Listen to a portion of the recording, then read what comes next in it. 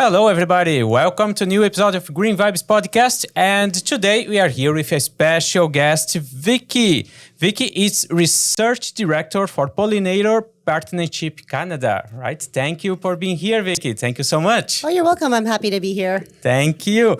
So tell us, what is Pollinator Partnership Canada? Perfect. Well, so we're a nonprofit organization, and we have a focus specifically on pollinators. So for those people that are like, well, what exactly is a pollinator? Yes, exactly. They think, right, what is pollinator? What's a pollinator? The easiest way to say that is it's a bee. There's other pollinators too, but almost everyone knows what a bee is, right? So pollinators include bees and flies and butterflies, bats. If you go into the tropical parts of the world, you get lizards as well, and honey possums. So there's a lot of species out there that pollinate. And what pollination is, it's helping plants reproduce. So I sometimes put it this way, that plants can't move, right? Exactly. So for plants to make a seed, they have to get together, but plants can't move. So how does that happen? Well, pollinators move their pollen for them. Mm-hmm. Okay, and the bees is the most important for pollinators. Bees are the most important pollinator. And there's like a little bit of a good biology lesson behind it. So most pollinators visit flowers just to drink nectar. Mm-hmm. They're hungry, they go have a drink, and they get covered in pollen. But they're not collecting pollen on purpose. Bees are a little bit different. So they're the one pollinator. Oh, that's interesting. So explain how does it work with bees, right. How the process. Yeah, so bees are different because they actively go to flowers to collect pollen. Because baby bees, they're larvae, so the egg, which hatches into a larva and then turns into a pupa, that baby stage of bees eats pollen. So what adult bees do is they go out and collect pollen from flowers and bring it back to their nest. And then they lay their egg on that pollen. And then the new bee, the baby bee that hatches out of the eggs, which is a larva. I like to call it a baby bee because they're still pretty cute, but it's a larva. It's, they eat that pollen. And because they have that specific behavior where they're out looking for pollen, they take it, so they're holding on to a lot of it, but they get covered in it, and they move more pollen because they're moving it on purpose for themselves. Whereas, like I mentioned, the other pollinators sneak in for a drink, and then flowers have evolved to use that sneaky pollinator and just kind of get them in the head with some pollen. And then when they go to the other flower, it transfers.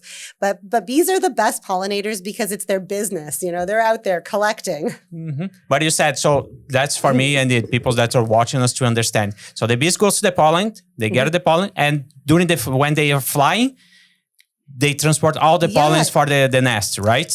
Right. So the way a bee collects pollen is they're very smart. They use a lot of optimization. So how can I get the most without using energy, or use less energy to get all the food I need?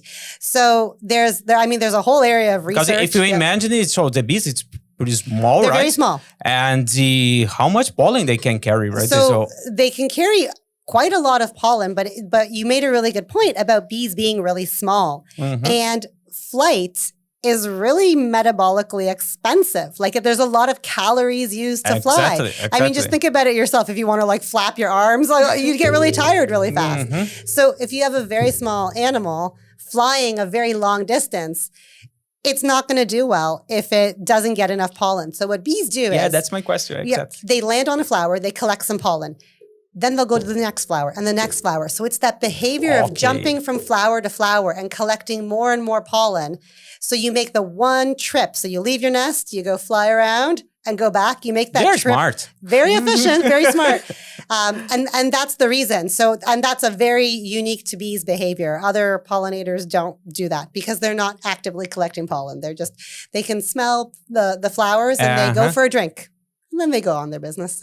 Okay, so we see that because of it, let's think about bees. The first thing that the regular people think it's honey. Okay, bees just produce honey, and they don't think about this part, right? About pollen, the pollination, how important it's be in this process of for the flowers, for our food, right? And can you explain us, because it's a very important, there is a very important process with foods, with the growing foods. Exactly. So, I think one of the reasons why we think of honey first when someone says bee, and then you think of honeybee, and then we can talk about all the other bees too. Exactly. But we eat honey. We see it, and we know bees make honey. So we're like, okay, well, I like honey. I get it.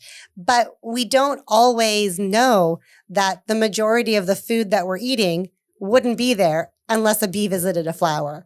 So there's lots of different statistics. And the one that we commonly use is that 1/3 of your diet or 1 of every 3 bites of food is the result of pollination.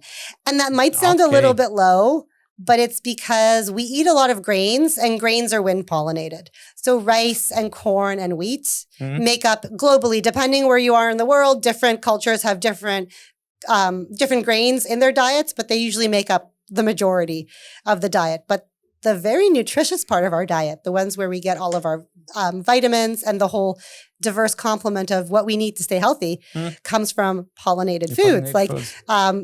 Pretty much any fruit or vegetable that you eat is pollinated. So, yeah. You see how important it is, because let's suppose that for now we don't have more bees. What happened with our food? Right. So we would still have some food, but it would be a lot less. So a lot less, exactly. I mean, breakfast cereal maybe, because all of the grains, you'd have rice.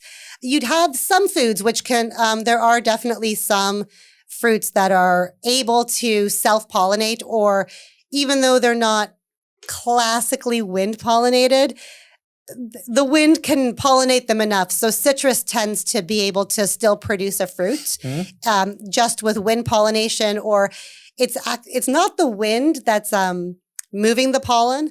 It's actually the wind that's shaking the tree, and then the pollen kind of moves around and pollinates in the flower. But in this case, tell me if I'm wrong, I think that the pollen don't go far. No, it doesn't. As much as you go to the bees, right? You definitely need the bees. So yeah, a couple other things. I mean, tomatoes are also able to create a fruit with just the plant being shooken by the wind. But otherwise, a lot of the stuff you really enjoy eating wouldn't be here if we didn't have pollinators. Okay. And do you think that climate change is impacting? It is. Well, what's the impact that we have for the bees? There's a bunch of impacts. And one of the ones... Yeah, climate change is impacting for every section, right? It's everything. It does. But there's the impact that climate change has on plant pollinator relationships is very troubling, because plants and pollinators, they've co-evolved from like 150 million years ago is when we first see in the fossil record a pollinator and what looks like a flower. So there's insects that look like today's pollinators, and then there's flowers. So it's a really old relationship without getting into the details there. And that relationship is linked in space and time. So there's this term called phenology that pollinator biologists use to describe that relationship. And it's basically things happening at the right time is what phenology is. So climate change can really impact phenology, because plants and insects, so primarily insects are the better pollinators. There are, I said, there's hummingbirds, there's bats, but let's stick to the insects for this particular example. Plants and insects respond to different environmental cues. So plants respond with things like beginning to germinate or growing or producing a bud that then turns into a flower. They respond to the amount of sunlight they get. Okay. Insects, on the other hand, the triggers that they get for their physiology, like it's time to, like the egg needs to start to mature and turn into a larva, and then the larva pupates, and then the pupa is fully developed and an adult emerges. They respond to temperature. So for an insect, it needs to either have a certain number of days below a certain temperature or above a certain temperature, species specific. So what happens with a changing climate is that we have a change in the average mean annual temperature as we go through the calendar. But the day length has stayed the same. And sometimes I make a, kind of sad, cheesy joke where it's like humans have yet to figure out how to change how we spin around the sun. So for now, the day length is the same. But what ends up happening in that scenario is plants have been doing what they've been doing for 150 million years, where they bloom at a certain time in relation to... because we saw the plants growing during the season, which goes to the winter, where autumn, so But what we're seeing summer. now, in the last even 50 years, we have evidence that shows... So the pollinator in the pollinator is ready to pollinate when the plant blooms. But because temperature dictates the pollinator being ready... The bees is not ready.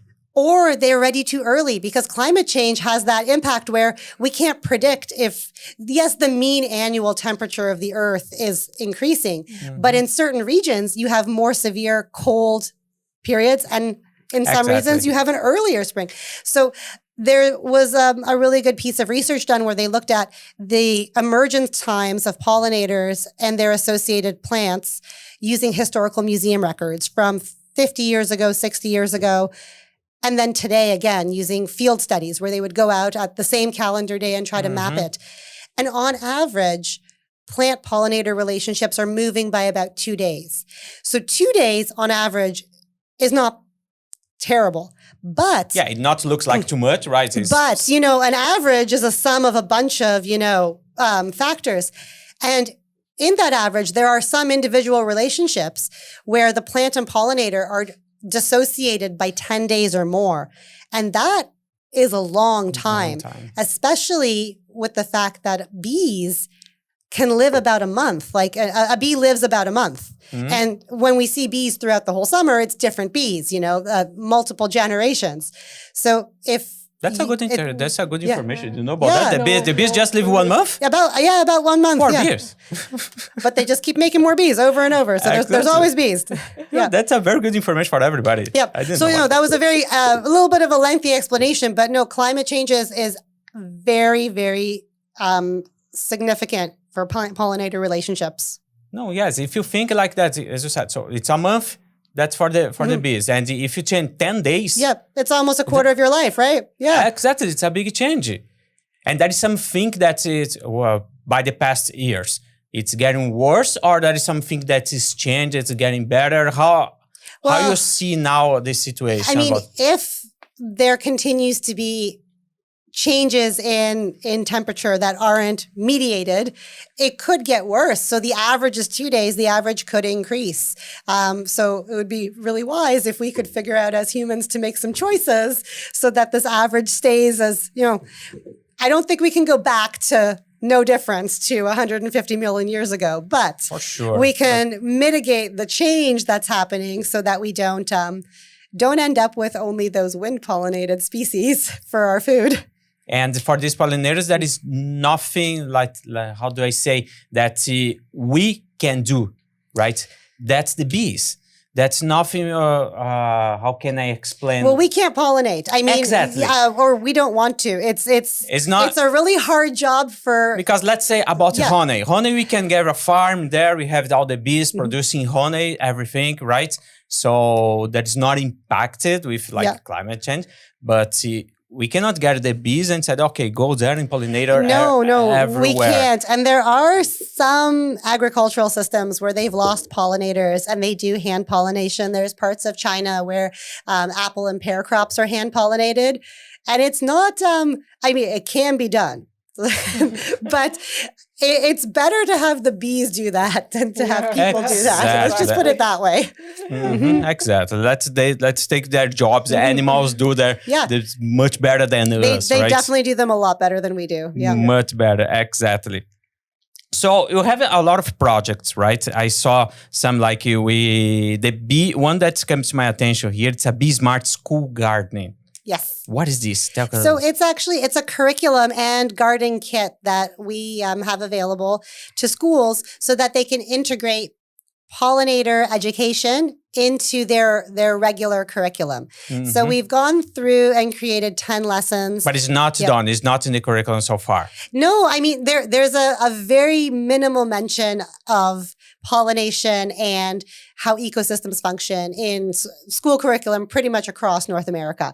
So it's not that students don't learn about it, but this is a way to actually deeply learn about the system through activities like understanding the anatomy and biology of a bee, or understanding exactly how plants reproduce and how important the pollinators are in that cycle.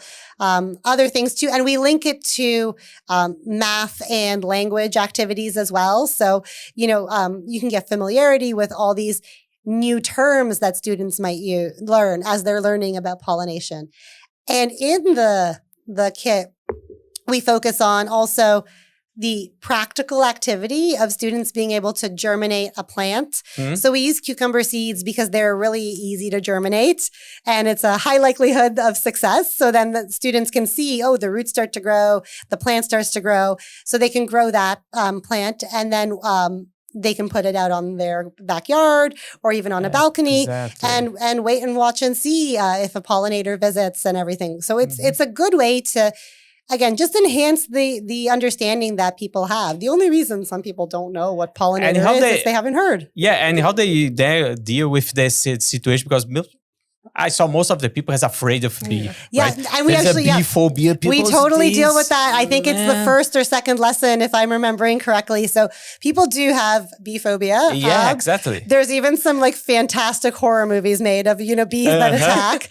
But we address it with science. So when you really know the true answer, you end up not being afraid. So all bees can sting. This is true. Actually, not 100% true. There are stingless bees in South and Central America and throughout Asia. They're very interesting. But most bees have a stinger. The female bees have a stinger. Yep. But stinging is also like, why would you, is kind of the way we teach it. So I mentioned earlier that flight is really metabolically expensive, but so is venom. If you think about physiology and chemistry and all of that, any animal that makes venom, like snakes or scorpions or bees and wasps that sting, if they sting you, they used so much energy doing that. Very often, they're not in good shape afterwards and they won't survive. They die. Yeah, I already heard about that. That's after that, most of the bees, they die. So there's no incentive for a bee to sting you on purpose, basically. Yeah, I remember when I was young, my mother always said, when I see a bee, I said, it's a bee, stay away, stay away. I said, don't do nothing. Just stay. Don't hit her. Because you're not to do nothing with you. That's the easiest thing. They're not interested in you. Bees they're a way that we also explain it too is that bees are vegetarian. We're not vegetable. So they're not interested in us. They're going after the flowers. And sometimes they don't want blood, right? Yeah. Bees get confused with wasps quite a bit. And while there are pollinating wasps, there are a lot of hunting wasps and they're out there hunting caterpillars and spiders. And that's the animal that's going after your picnic, looking for something. It's not the bee. The bee is busy on the flower because it's vegetarian. Exactly. Yeah, they don't eat food, right? They don't go for your food. Nope. That's a very good point because after, if you let some leftover, if you even the garbage, something, sometimes you saw. Right, and those are not bees, they're wasps. I said, what this bee is doing there? Maybe there is some sweet. We just think, right? Oh, there is some sweet inside, something like that. And it's not, right? Yeah, it's wasps. Wasps they're hunting for your leftovers. Yep. Yeah, and I think it's a big challenge about this. When you go to the school and it shows to the kids, right, they're small. What grade do you start? 2 to 3? It's grade 2. I think that the kit starts, and any age can use it, but we tailored it to 2 to 5. But at that age, to not be afraid of bees. It's a great one to just teach them that there's no reason to be afraid of bees. Exactly. And just respect them. Respect them. And just, most of the time, so I do a lot of research with bees, and a lot of the research I do involves observing bees on flowers and just taking note and all of that. And so I'm close to them and they don't even know I'm there. They're just going about their business. Yes, you can walk it through the flowers, even the bees there, they don't do anything for you. It's interesting. Another project that we have, it's Bee-Friendly Farming Canada. Yes. What is this? So this is a really great initiative for farmers, but there also is a component for gardeners, like home gardeners. So Bee-Friendly Farming is a certification program where we can certify a farm that's practicing agriculture in a way that is conducive to sustainability for pollinators. Okay, that was a mouthful. But essentially, it's farmers that are providing habitat near their farms or on their farm for bees. For the bees. So wildflowers, they plant or cover crops, as well as farmers that are very mindful of pesticide use, so that they either do not use pesticides or exclude ones that are harmful to bees. And instead, they focus on the concept of integrative pest management, where you look at multiple options on how you might deal with a pest problem rather than prophylactically on a schedule, focusing on application. And it makes a huge difference for bee health. So with bee-friendly farming, if you're a farmer, you can get certified, and then your produce, or if you do products, so some farmers might grow, grapes, for example, and then they make wine. The product can bear the bee-friendly farming logo. So as a consumer, it's a growing program. So you might not yet at the grocery store see the label. Yeah. But if you go to a local farmers market, we have quite a few registered bee-friendly farmers that are at farmers markets. So they may have the sign as well. And it's a way for you to know that your consumer choice, the food you're buying, is better for pollinators. Exactly. Yep. And how they do? They just go for the farmers. What if the farmers are interested to be so this? it's on our website. If you go to actually pollinator.org or pollinatorpartnership.ca, you'll find clickable links to bee-friendly farming, get certified. And it'll walk you through the process. So because it is certification, we ask for pictures of your habitat, your farm management plan. So it's, it's relatively serious. Yeah, exactly. But providing that information, and then it's reviewed. And if it meets the standard, you're certified, and you can go on your business helping the bees. That's fun. And if, for example, if I have my backyard, I want to do something there. Right, for sure. I don't need any certification, nothing. But what's the process to do for the regular general people do this? Two different ways you can do it. So we actually do have a registration program, because you're right. We don't certify individual gardens. Yeah, exactly. I mean, it would be a little complicated and a bit much, but the same principles of providing habitat for pollinators. And what that means in more detail, actually, is having at least 3 species of flowers that are blooming throughout the seasons. And depending on where you are in North America, your seasons might be a bit different. But here in Canada, we mostly have spring, summer, and late summer or fall. Those are our 3 bloom seasons. So we want your garden to provide food for pollinators all year. Exactly. Spring, summer, late summer. And then similarly to what we request of bee-friendly farmers, we do request that if you want to register your garden as a bee-friendly garden, you also not use pesticides. It's really not necessary for home gardening. Exactly. But and if you do have to make a pest management choice, again, that you make a choice that's not harmful for bees. And the last thing that we ask home gardeners to do is provide other habitats. So we talked a lot about flowers, and that's where bees are feeding. But bees do other stuff. They build nests with leaves. Other pollinators like flies and moths and butterflies will lay their eggs on plants or in the leaves that are in your garden. So we ask for the habitat, the nesting habitat, to be maintained. So just don't be too crazy about cleaning up your garden. Leave the leaves. So there's a lot of fun sayings like that, like leave the leaves. It's really good for the pollinators. Yeah, and you said now, I just a question came to my mind. It's my question is, we saw that now, right? It's in the yards, the yellow flowers. The dandelions, dandelions, right? And most of the people said it's weeds. Let's take it out. It's important. Yeah. We have to live there. Yeah. So dandelions are actually a really good early season. It's spring now, right? An early and it's season. Beautiful, right? Yeah. Because you see the green and the yellow light. That's pretty. But they're an early season food source for a lot of pollinators. So in terms of plant species that are providing pollen and nectar, in the early spring, it's a lot of woody species like willows, maples, all the fruit trees. Like, people are going nuts now for the cherry blossoms. Yeah, a lot of the blooming trees are providing food. But there's very few flowers in the landscape that are providing pollen and nectar this time of year. So dandelions are a good source. They're out there. It's a good, right? Yeah, there's no reason to aggressively mow your lawn. You can leave those dandelions for a bit. They'll feed some bumblebees and other bees, and Yeah, because some people just remove, said, "Oh, that's a weed that's growing to my garden here." Yeah. And It's subjective. Weed is subjective. Yeah. I think 3-4 years ago, I have some people that I post in my social media, and many people, no, this is a weed, you need to remove it. I search in the internet. Yeah, we have met tools that we remove it. Yeah, it's so crazy. And I searched for the University of Guelph, have a big article about the dandelions and bees. And after that, I show for the people. And say how important it is, right? It's important. You stay there. Leave the dandelions there. Yeah, it goes along the lines too of, your question of what can homeowners or gardeners do.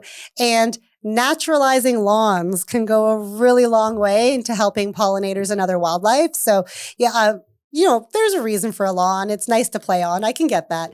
But if every single house only has grass that's mowed in front of it, exactly, right? It doesn't do anything other than look green and let you run around barefoot. But if you let that lawn have other things in it, even at the edges or places where you're not normally running, then you have multiple benefits, And when we talk about conservation biology and how we're trying to be creative or build resilience in the face of, climate change or just all of that, something that we really have to do is look at how we stack land uses and benefits.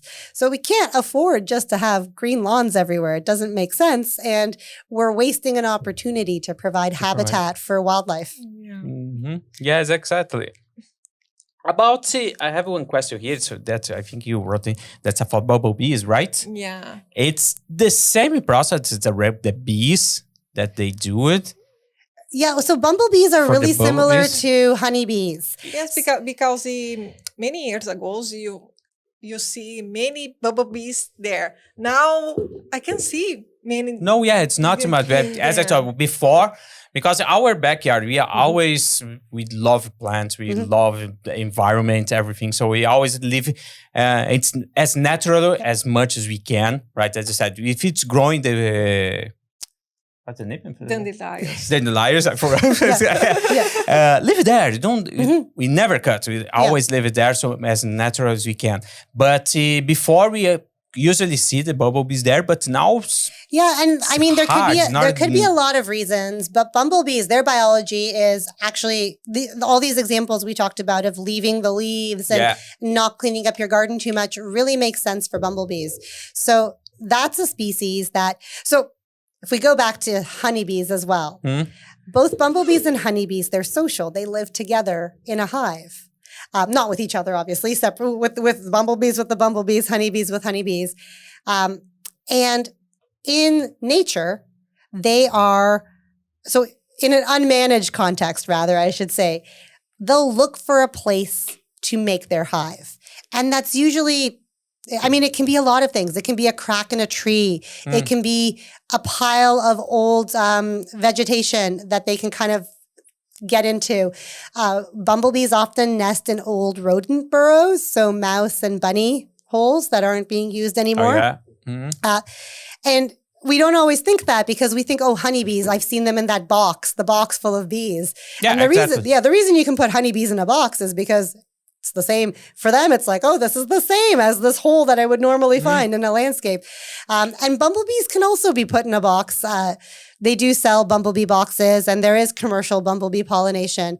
But so that's their biology. So reasons why you might be seeing less bumblebees than before could be due to a bunch of factors. It could be food. The food that they prefer is not as abundant. So there's just fewer that you're noticing. But it could also be their nesting habitat. So they might not be finding locally where you are areas to nest. And that brings up a really good, another statistic about a fact about bees. So they don't go very far. They're small, right? So they have a nest and then they look for food, but they don't go very far from their nest to their food. So bumblebees, they can go far for a bee, but far for a bee is about 1 kilometer. So that's not very far, right? So if there isn't good food within 1 kilometer or less, They don't go far from this area. They just stay there. Yeah, they would move somewhere else, right? So they're not going to stay somewhere where they have to keep going very, very far to find food because it wastes their energy. Not a good idea. Yeah, they're not insects that fly away from long distance, right? They're what's called, if we again want to use like a really science term, they're called central place foragers. I know that sounds really, central place foragers. But basically, they feed, they like to look for stuff close to their home. It makes a lot of sense for so many reasons. It's easy to find usually. It costs you less calories to find the food. You can do better if you focus on food near your home. So a lot of reasons why you might not be seeing the bees you used to see. Something may have changed in the habitat. And that's interesting because now you are saying that just a small distance that they fly, right? And how benefit of pollinator that they do it, just a small. Right. Just if it's 1 kilometer that I just said, maybe less. So that's why having habitat is so important everywhere, right? Exactly. That's now I'm thinking, because if you have one habitat here and another one very, very far, what happened here in the middle? Nothing happens. What we have here, we have nothing here in the middle. Yeah. So that's another point that we try to... Very good point. Yeah. Oh, no, it is an excellent point. But we really try to let people know that what you do with your garden is very important. Because if you look at a city or a suburb or your neighborhood and you look at a kilometer, and that's very far for a bee, some of the smaller bees will only go 200 meters.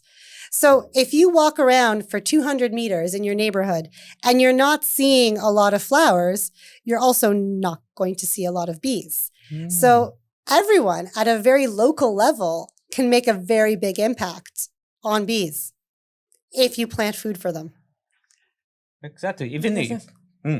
No, that's okay. If you see, because you're telling, I'm putting in my mind, I'm just running my mind. Yeah. The thing is, if you go to Toronto, let's see downtown, right? We have some flowers, but it's not like a garden, that backyard, that's so many houses that you see here.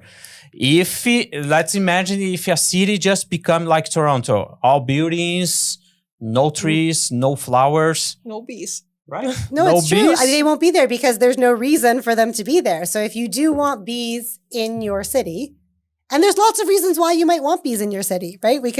One of the good reasons is that a city could be good habitat. So it just provides habitat for species. That's excellent. But a lot of times people are growing food in cities. You might be growing it in your garden for fun because you like the experience. It's really educational. But a lot of people as well are practicing urban agriculture because it makes economic sense for them, or it's an easy way for them to access fruits and vegetables that they might not have. So if there is urban agriculture happening, you have to have the habitat everywhere else in the city so that agriculture works. Exactly. That's a good point. So let's plant something in your garden, right? Some flowers. Let's have the bees there. Don't be afraid, because right? I think that many cultures so involved with this too, because close to my home, we have example. My home is here. Have my neighbor and the 2 neighbors. That's the garden is like the same. Many flowers, the fruit trees. That's okay. But after that, all the people only growing grass or take out all the green stuff. It's concrete. Driveway, backyard. It's all concrete. It happens, and it's a shifting mindset that we really want to promote with people, because there's certainly what we've as an organization noticed and been messaging, and it's not new in the world of urban ecosystems, let's say, that a lot of land management choices that individual homeowners make, especially choices that were made a couple decades ago where we, as a society, were just thinking differently. Low maintenance. Okay, here, my concrete is very low maintenance. Or low maintenance. Well, my lawn is low maintenance because I just have to mow it. And there's a perception that if we plant flowers, that's a lot of work for me. Exactly. But it's not true because, No. especially with native flowers, they're adapted to the local climates and conditions, and they grow really well without a lot of maintenance. So it's just understanding that flowers and ecological landscapes are very low maintenance, and hopefully shifting the thinking and just getting the message out there. Yeah, we saw that it's funny because every year we plant tulips. They're in October, right? Yeah. October before winter, we just put the tulips there, and now at that time they start growing. But even if you don't do anything, they grow here. We saw I didn't plant anything in this side. Yeah. Why the tulips is growing there? That's the thing about plants, right? They're very Right. what plants want to do is make more plants. That's kind of Yeah. what all organisms And out it there was want very to do. far. It's because Right. our yard we put at the front, and it's grown one this side. Yep. I said, but I never put it there. And we joke because they squirrel, they eat, right, all the stuff. So what they do, they eat there and leave it there. Yeah, that's how. Or maybe they just bury there that's how nature works, right? They did you a favor. for eat later, but we forget. I don't know why they don't eat later, and they bury here. So that's Yeah. why it's growing there. So even animals, right, they do a very good job. My tulips, all the time squirrels You digging? digging and take off Yeah. my tulips. But that's how ecosystems work. All the animals are doing something, right? Yeah. Right, it's and if it's not all insects, right, that can do this, it can transfer for a plant for one side for there's inside. quite a lot of species that disperse plants as well, right? You know, because once we get past the pollination, And I think one help another one because the sometimes the squirrels take the seeds from here and left to here. This grow up and they help the bees and other insects too. no, definitely. It's like nature's version of the seed bombs that you can make where you put some native seeds in with some soil and just kind of throw it somewhere and there you go, new habitat. And good. Yeah. And for soon, we have the Pollinator Week Canada, right? Yes. What is this? Tell me about So it. Pollinator Week is a great... How can everybody can participate about exactly. this? So Pollinator Week is something that we run every year at Pollinator Partnership, and I'd say it's a volunteer effort. Everyone can join. Awesome. It's awareness. So there's the third week of June, and I think we had the dates. It was the 20th to the 26th. Yeah, there we you go. got it. I got it this time. Yep. That's the 20 for this month, right? Yep. For Pollinator Week in June. And yeah, in June, not this month. Sorry. What we try to do is encourage people, anyone out there, to do something for pollinators during that week. And tell everyone that you're doing it. So at pollinator.org and pollinatorpartnership.ca, there's a Pollinator Week map, and you can look at it and see where there are activities. And there's activities throughout Canada, the US, Mexico. We even have activities in parts of Europe and in Asia. So Pollinator Week is catching on, and it's very popular. And what do people do during Pollinator Week? Well, anything that has to do with pollinators, really. So often some of our partners that run botanical gardens will have guided tours where you not only look at the flowers, but you talk about pollinators as well. Some people like to watch movies that feature pollinators, and there's a lot of movies out there. There's some documentaries. There's also really good entertaining children's movies that introduce kids to bees and butterflies and all sorts of other animals. And a lot of municipalities will support Pollinator Week by lighting up monuments or buildings that have, every building in every city these days has LED lights on it. So you can choose color schemes. And what we do is we try to encourage people, whatever hometown you live in, if something lights up, let's light it up in pollinator colors for Pollinator Week. So the CN Tower will be lit up for Pollinator Week. Oh, that's good. Yeah, Awesome. it'll be fantastic. And you can look at the map as well as things start to populate and see where else something might be lit up. But it's a really good time just to raise awareness. You know, there are activities for pollinators during Pollinator Week. So that's good, everybody. Let's enjoy. Don't miss out. And what you can left for this month have the World Bee Day. Yeah. And on May 20. May 20. So for World Bee Day, I think it's great to just learn more about bees, right? Exactly. So we started talking about pollinators, then we talked about bees, then we talked about all sorts of pollinators again. But bees really are the most important pollinator. And there's a lot of bees out there. Almost everyone knows honeybees. And then if you ask them to think of another bee, they'll probably say bumblebee. And that's fine. But there are 20,000 or more species of bees in the world. There's a lot of them. In Canada, we're learning more and more about our bee species. I think it's up to 900 species in Canada. We say that in North America, there are about 4,000 species of bees. Those are very big numbers. It's a lot. So there's a lot of unique biology there. There's a lot of different bees and they do different things. And honeybees are really cool because they're general feeders. Again, very, very scientific there. They'll kind of eat anything. But all those other bees, some of them eat everything. Some of them eat only specific flowers. I mean, when I say eat flowers, I mean the pollen and the nectar. But so there's a lot to learn about bees. And I think for most people, there is absolutely a lot to learn about bees. So for World Bee Day, think about some bees. Find out a little bit more. You probably already know about honeybees because you really like your honey, but learn about some other bees. So there's really interesting bees that dig and live in the ground. There's all sorts of bees called leafcutter bees that you might see sometimes in your garden. Petals that have little circles cut in them. And you're like, what is going on here? That's actually a leafcutter bee. And what they do is they'll cut out a piece of a leaf and then they'll fly back to their nest and they actually build their nest. They don't use wax the way honeybees do. They curl leaves around into nice little tubes and then they lay their egg in there. That's nice. So there's so many different types of bees. Exactly. And watch our podcast, right? That you give a lot of information to us.